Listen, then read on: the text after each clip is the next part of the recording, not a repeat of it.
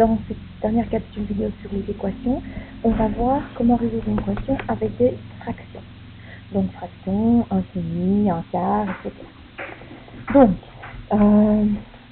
le système, il faut aller voir aussi peut-être auparavant le chapitre des fractions pour voir un petit peu comment ça fonctionne, additionner sous forme de fractions. Chaque fois qu'on additionne sous forme de fractions, il faut réduire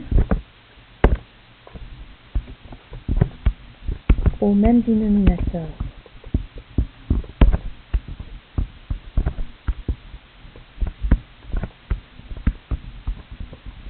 Donc, c'est-à-dire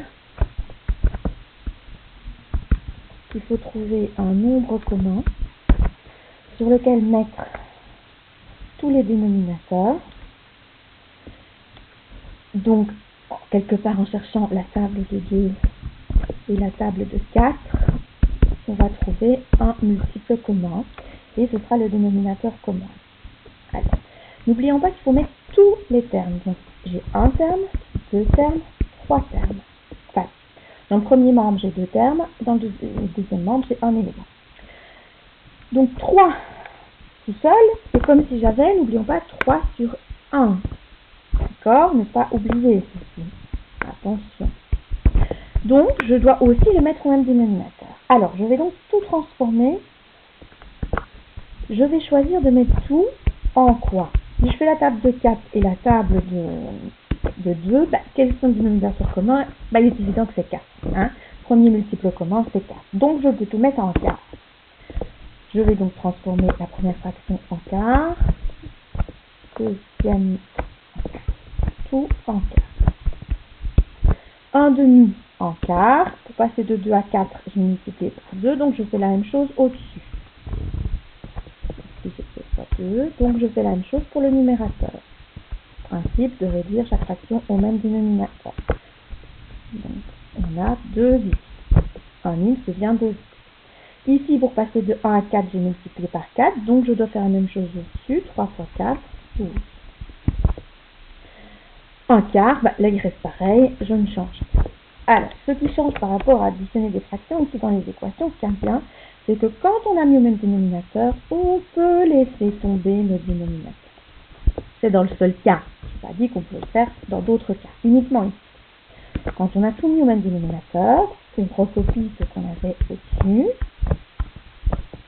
et on résout notre équation, telle qu'on l'a vue précédemment, de manière assez simple.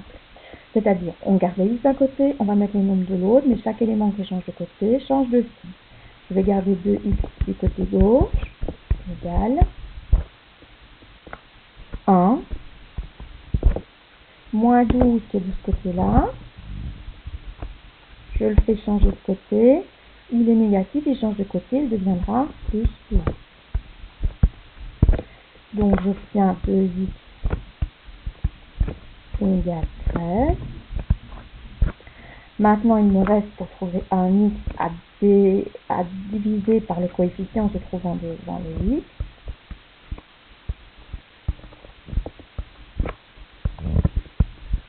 Mentalement, il n'est pas évident de faire 13 divisé par 2.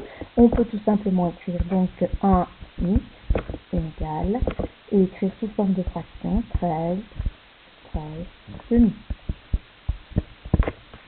Voilà la solution de mon équation avec fraction.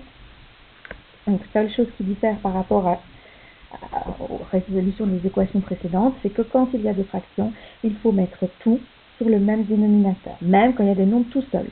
Si j'ai x tout seul, c'est 1 x sur 1. Voilà.